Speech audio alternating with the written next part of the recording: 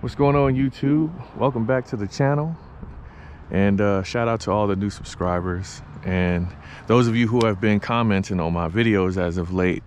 We are steadily growing, steadily climbing, and today I'm bringing you something way out of the ordinary.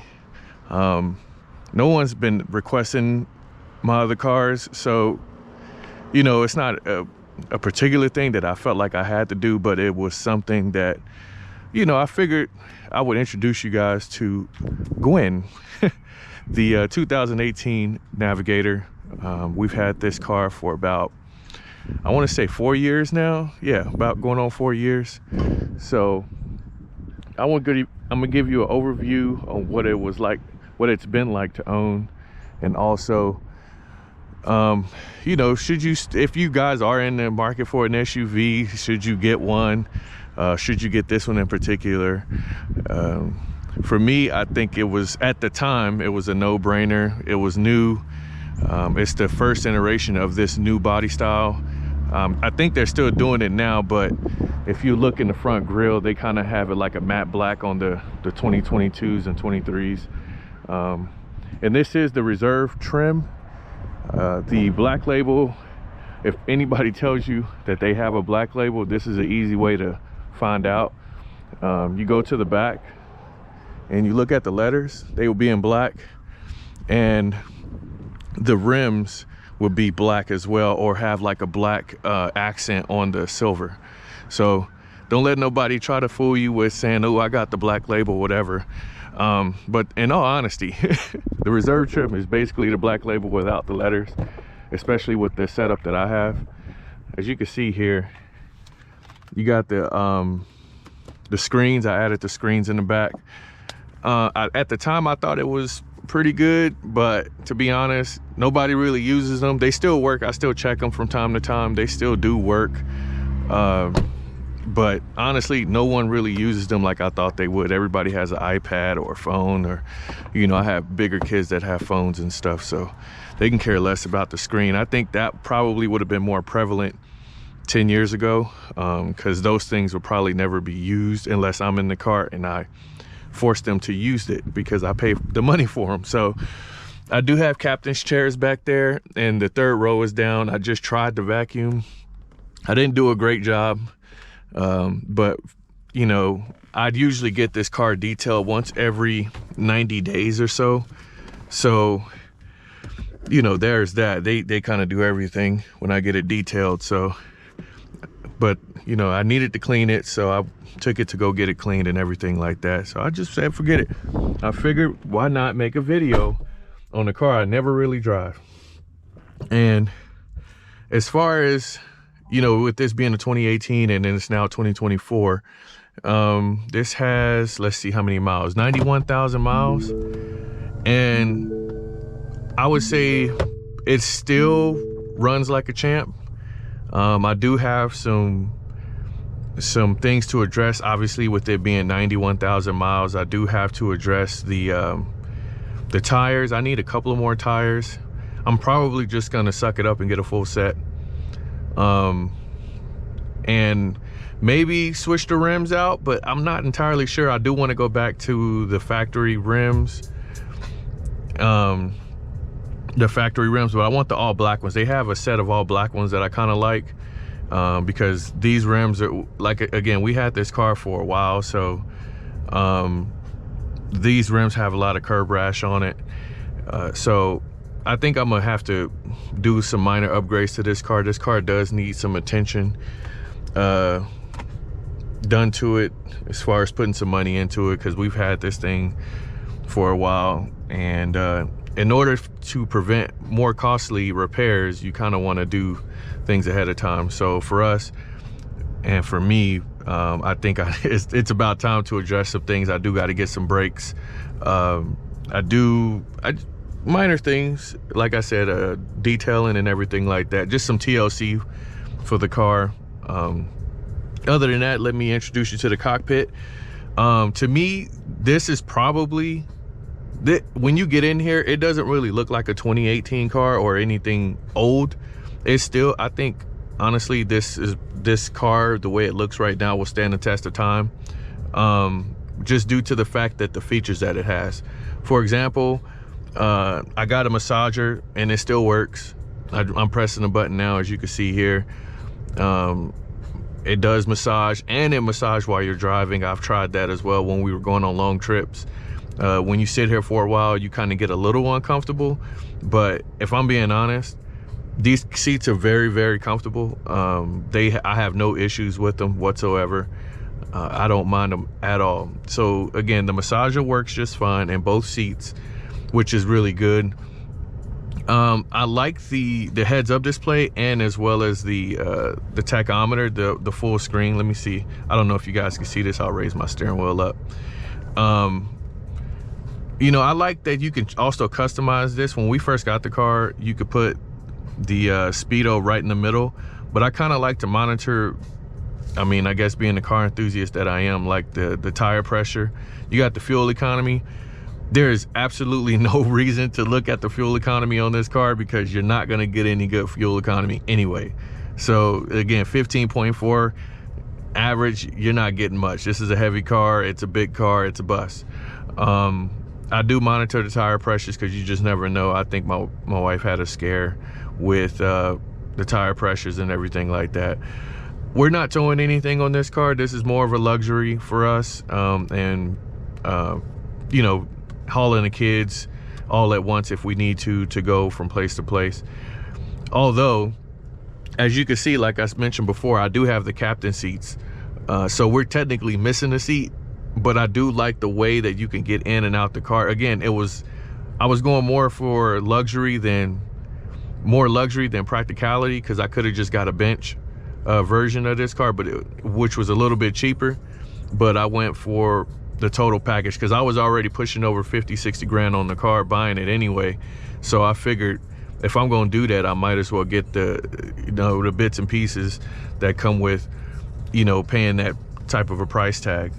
Also, the other features that are in here, the stereo is, the Revel sound system is great. And I'm a guy that used to really get into, when I get a car, fix the sound, make sure I get subwoofers, aftermarket speakers. I've never felt in a stock car that getting into it, having a really good sound system, I never felt like I needed to change the speakers in this car. So that says a lot, especially how particular I am with sound. This has really good sound, and to be honest, I never felt the need that I needed to upgrade this, the sound system, even when I was driving it more than I do now, which I hardly ever drive it now. But the sound system is great. It's loud enough to where it feels like you're in a movie theater in here, and that's not such a bad thing. It has enough bass for any type of music you need to listen to, and it has the treble. I don't really think you need to fix many settings on the sound. The sound, right as it is right now, it's perfect. No speakers have blown out since we've had the car. I've had no issues with the sound. I think the only issues I've had with the infotainment system is the Apple CarPlay. I don't know if it's the sensor here or the plugs here, but I would get a brand new plug and plug it in, use my Apple CarPlay, because I actually prefer it over the stock stuff. Even though it's nice to have this, because I don't use it, but my wife does. The kids do too when they drive. I don't use this, but I use the CarPlay, and most of the time I plug this in, it kind of like jiggles and goes off and goes back on. I really hate that happens like that. I even checked for updates on this thing. There's no update. I don't know if it's the system problem or is it the cord, but then again, I've tried new cords, so it can't be the cord. It's just more or less this connection is ancient, and there's no Type-C in here. But in the newer Navigator, if you see anything 2020 and above, I believe, only thing you're gonna get is probably a couple USB Type-Cs, which is probably better, and a wider screen, a thinner screen as well. Again, does it really matter? Probably not. But to be honest, everything in here will stand the test of time. The wood grain is still really good. The driving modes are pretty cool, especially when it rains. I always try to tell my wife to make sure she's in the right driving mode. You can always change it here from normal to slippery. It pretty much has all of the, you know, extra driving modes you need for any particular situation, which again, like I said, this car will age well, and it has aged well, because I don't feel the need to want to trade this in to get something that has newer features. And we'll go for a drive here so these guys don't get upset since I'm parked by a church. As far as driving goes, this car is, it floats, man. It's on air when you drive it. I mean, it is a Lincoln, right? I think Lincoln has always been good with driving dynamics as far as like comfortability, which if you guys are old enough, you've always seen those town cars being used as driver cars before there was Uber and all that stuff. You always had those guys with those Lincolns, Lincoln town cars with the air suspension and all that stuff. One of the most comfortable cars to drive in, to be honest. And they still hit it right on the point, right on the money to this day. I mean, this car has 90,000 miles, and I wouldn't say it feels like it was when we first got it, because again, I have to address like tires and stuff like that. So the ride isn't gonna be comparable to when we had it with fresh tires on it. So, you know, but you know, once I get that fixed and kind of address some other issues with the rideability, and obviously I think I need some brakes too. Once I get that addressed, I think this car will be definitely back to where it was previously. I don't think there are any really hardcore issues that I can say that I've had with this car. Like I said, this car is great. I have no real complaints about it. We've had a few recalls, but it's mainly due to a backup camera, the idle, high idle stuff. But other than that, I mean, they were really transparent on what specifically they had the recall for, and we take it right up to Lincoln and they do what they got to do, and then we get it back. I can honestly say this car has never broken down on us. It's definitely, you know, a looker. A lot of people love the way this car looks. I mean, again, when you driving around, like, man, it's a nice car. Like, I think the only thing I regret is not getting the L version, because that trunk space is a little to be desired, just due to the fact that you know, when you got the third row up, your trunk space is severely limited, even with how big this car is, especially on the outside. It fools you a bit. But I think that you know, we kind of make do, and with me having a couple of other cars and also a sedan, if we needed to kind of put kids in the other cars, and that would be a very easy situation to where if we needed that extra cargo space, we can make it happen. So in all honesty, I would definitely recommend a car like this. Now, brand new, probably not, especially with the way interest rates are right now. Guys, please do not get, if you really don't need an SUV, again, I got big kids and multiple kids, so I needed the third row. If you don't need the third row, please, fellas, do not get it. Do not waste your money on a car like this, because it's way more expensive than what it should be, in my opinion.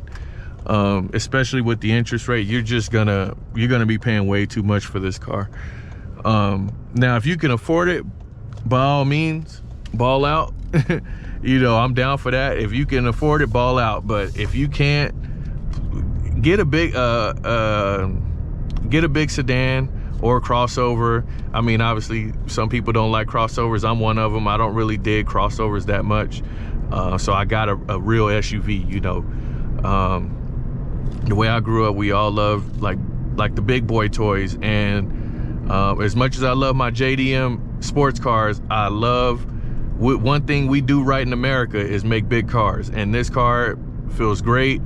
It has everything that I want in a car, that it's comfortable. Hell, I get a massage. I'm getting one right now while I'm driving, and to be honest with you, if you could find one of these used for about 40 grand with like, I would say about 30,000-ish miles, I would say go ahead and snag one of these, because it's a really good car, especially if it's certified pre-owned. I put that caveat on there because certified pre-owned is really good, because it'll give you a peace of mind if something does happen.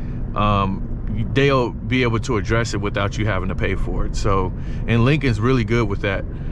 And you know, I can't say enough about the and I've had the 2010 Navigator as well. I didn't mention that before, but I've been with Lincoln for a while.